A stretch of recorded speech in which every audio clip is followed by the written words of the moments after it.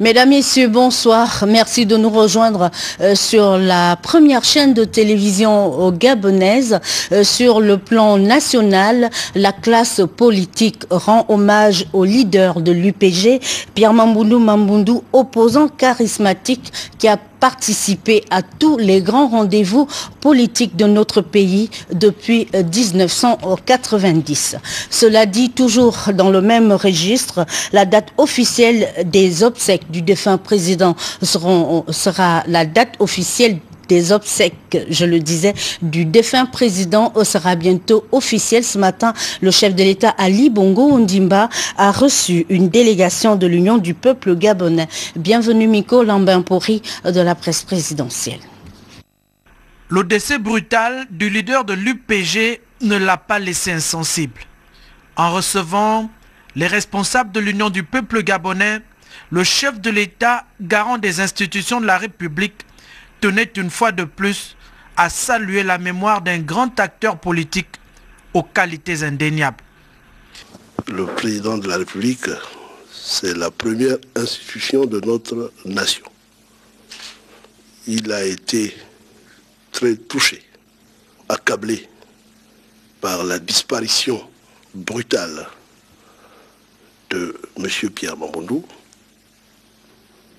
dont il a reconnu que c'était une grande personnalité de la République pour discuter de cette situation douloureuse avec nous et de nous donner les conseils nécessaires pour la survie de notre parti, pour que l'héritage laissé par Mamboundou soit bien gardé.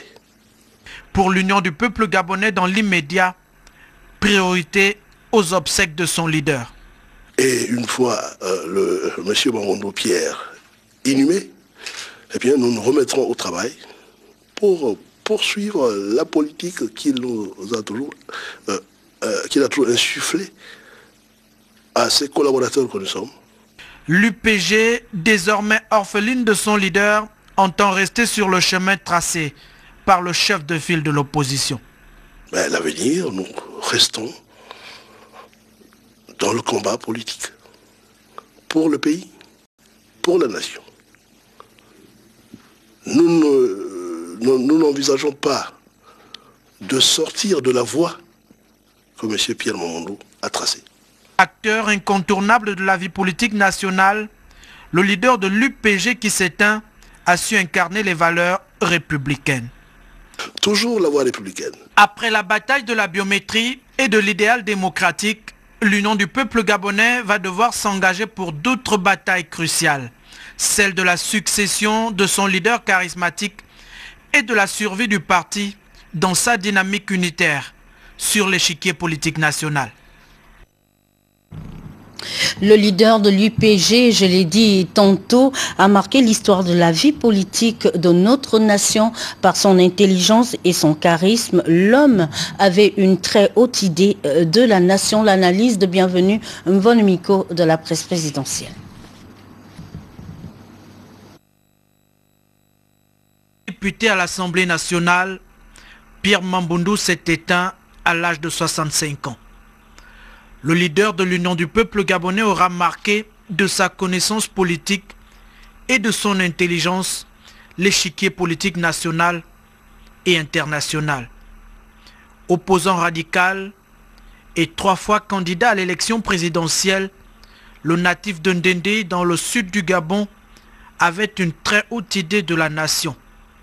Revendiquant à chaque fois la victoire, Pierre Mamboundou aura toujours mis un point d'honneur à la sauvegarde de la paix sociale. Nous attendons de voir ce qui va se passer à New York et le président de la République va, avec le soutien en tout cas de l'Alliance, pour affirmer que Bani reste gabonais, mais que le dialogue est de mise et qu'il va falloir qu'une solution soit trouvée pour que le bon voisinage soit préservé. Fidèle à ses idées, depuis la création de l'UPJ en 1989, l'on retiendra du leader du principal parti de l'opposition son habileté à collaborer avec le régime de feu Omar Bongo Ondimba et celui de son successeur dans l'intérêt supérieur de la nation. le président de la République a dit que Mbadié est au Gabon. Nous avons pensé que le droit devrait pouvoir l'emporter. Et c'est ce que le président de la République a dit. Et nous sommes d'accord avec lui. Et ce qui est important, c'est d'aller jusqu'au bout de cette logique. Acteur majeur de toutes les batailles politiques de l'ère post-démocratique, l'ancien maire de Ndendé est l'un des principaux artisans de la démocratie au Gabon. Le Gabon a été à l'Assemblée générale où nous avons été honorés par le fait que nous sommes associés à toutes les réflexions pour la démocratie, pour le fait que nous avons là la possibilité de contribuer à la paix du monde. Et nous pensons que notre pays va bien. C'est donc en grand démocrate et en patriote que le chef de file de l'opposition rencontre en tête-à-tête le président Omar Bongo Ondimba le 16 avril 2006 au palais présidentiel. Une rencontre déterminante pour la paix et l'avenir de la nation. Grand tribun, connu pour sa maîtrise de la rhétorique et des dossiers politiques, Pierre Mamboundou a toujours su mettre à profit ses qualités dans ses relations avec le pouvoir et la défense des intérêts du peuple. Le parti se porte très bien et je voudrais d'ailleurs que vous observiez que tous les samedis, nous avons un communiqué que nous rendons public en donnant notre opinion sur les décisions du gouvernement. Personnage complexe et ambitieux, l'homme est resté fidèle à ses engagements lorsqu'il rencontre le président Ali Bongo Ondimba en septembre 2010 à Paris. Pour la préservation du climat social, des négociations s'engagent en vue de l'entrée de l'Union du peuple gabonais au gouvernement. Elles n'aboutiront finalement jamais avant sa mort. L'opposant historique Pierre Mamboundou est resté fidèle à ses engagements. Nous rappelons que Pierre Mamboundou a été maire de la commune de Ndendé et député du département de la Dola à l'Assemblée nationale. Dans sa circonscription politique, depuis l'annonce de son décès, c'est la consternation et la désolation. Le récit de nos confrères de l'OA TV Les Bamba. Telle une traînée de poudre, la nouvelle du décès aussi brutal qu'inattendu, quoiqu'on le savait malade, de l'élu de Ndendé a vite fait de se propager ici à tel point que sur tous les visages, on pouvait lire le masque de mauvais jour. Ndendé, citadelle imprégnable pour l'Union du peuple gabonais, marque de fabrique de l'illustre disparu qui a officié plus d'une décennie durant comme maire et on peut en dire davantage. Le sentiment qui est le mien actuellement, c'est le sentiment d'un homme seul, d'un homme attristé. Vous savez, les gens de la trempe de M. Pierre Mamboundou, il n'y en a pas beaucoup au niveau du pays. Donc quand nous perdons un homme de cette dimension-là, vous comprenez toute la tristesse qu'il a nous, tout le désarroi qui est le nôtre. Et l'homme n'est pas irremplaçable, mais nous pensons que M. Pierre Mamboundou, sans abus de langage, il est irremplaçable. Parce que il incarnait une forte personnalité qui était même reconnue par ses détracteurs. Vous comprendrez donc aisément dans quel désordre nous nous trouvons, et puis nous sommes même comme plongés dans un vide. Si je suis maire, bon, peut-être que je vaux quelque chose, mais sans cette volonté de M. Pierre Mamboundou, je ne serais pas sur ce fauteuil. Donc je ne peux qu'être, peut-être à titre posthume, reconnaissant envers ce geste qu'il a bien placé en ma modeste personne. Au nom de toutes les populations du département de la Dola, je tiens à exprimer toute ma tristesse. Je voudrais que toutes les populations, dans un élan de solidarité, se rendent compte que c'est un deuil national. Au-delà d'une visibilité quasi brouillée de ses choix politiques de ces derniers temps, il est malgré tout aisé de relever comme une relation quasi filiale entre le défunt Pierre Mamboundou et ceux pour qui il était encore jusqu'il y a quelques heures le porte-voix à l'Assemblée nationale gabonaise. Il laisse un grand vide dans le cœur de beaucoup de Gabonais. Depuis son retour de France, après son hospitalisation, soit depuis la dernière présidentielle de 2009, Pierre Mamboundou n'était plus revenu sur ses origines, sur la terre de ses ancêtres. Et puis, ce communiqué de condoléances, les membres du gouvernement originaire de Langouni, le professeur Léon Zouba, messieurs Jean-François Ndungu, Flavien Ndengenzundu, Jean-Félix Moulungi et Guy Bertrand Mapangou ont appris avec beaucoup d'affliction et de consternation le décès dans la nuit du 15 octobre 2011 à son domicile à Libreville de monsieur Pierre Mamboundou, député à l'Assemblée nationale et président de l'Union du peuple gabonais UPG. En cette pénible circonstance, ils tiennent à témoigner à son épouse, sa famille et à tous ses proches l'expression de leur totale compassion et les prient d'accepter leurs sincères condoléances en cette terrible épreuve.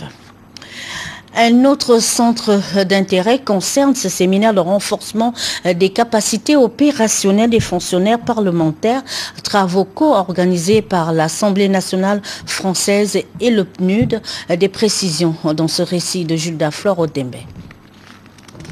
Le renforcement des capacités des parlements est un élément central de la consolidation du processus démocratique et de la promotion de la bonne gouvernance. C'est fort de cela que l'Assemblée nationale française, en collaboration avec le PNUD, le Programme des Nations Unies pour le développement, ont initié ce séminaire sous-régional. 2 jours durant, les participants venus du Congo-Brazzaville, du Cameroun, de la RCA, de la Guinée équatoriale, du Rwanda, du Burundi et du Gabon vont apprendre et comprendre le fonctionnement des parlements à travers des thèmes enrichissants pour une meilleure efficacité de leurs administrations respectives. Il est important dans toutes les sociétés que le fait démocratique devienne la règle. Ce séminaire s'attache modestement à participer à la poursuite de cet objectif commun. Il contribue à ancrer dans les parlements les principes de la démocratie représentative. Il s'efforce d'affermir le retour à un fonctionnement démocratique normal quand celui-ci était perturbé, menacé, voire momentanément suspendu par les aléas de l'histoire. Une minute de silence a été observée à la mémoire du député de Ndendé, Pierre Mamboundou, décédé le week-end écoulé. En déclarant ouvert les travaux de Libreville, le 3e vice-président de l'Assemblée nationale gabonaise, le médecin général Albert Ndjavenjoy, en lieu et place du numéro 1 de la représentation nationale, M. Guy Zoubandama, a exhorté les participants à s'impliquer véritablement à la réussite de cette rencontre. Le séminaire qui s'ouvre aujourd'hui est d'une importance capitale.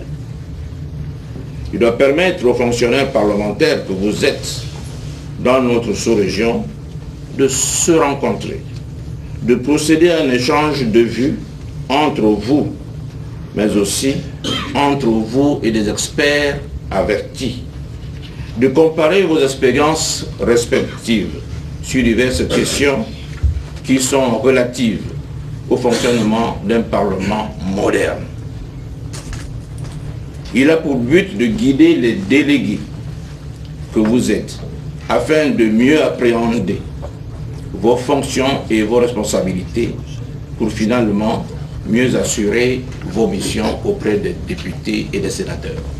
À l'issue de ce séminaire, le 2e du genre, les fonctionnaires parlementaires de l'Afrique centrale vont être outillés et capables de veiller à la bonne marche des travaux en commission. Par ailleurs, nous rappelons que les membres du bureau de la CENAP qui ont été nommés récemment par décret présidentiel ont prêté serment à la Cour constitutionnelle, cérémonie solennelle présidée par le doyen des juges sur les lieux Célestin Nguema Obam, Jean de Dieu Mamboundou. Salle d'audience de la Cour constitutionnelle, en présence de leurs parents et amis, les membres du bureau de la Commission électorale nationale autonome et permanente jurent devant les juges d'accomplir leur devoir avec probité et impartialité, de respecter et de faire respecter la loi électorale, le suffrage universel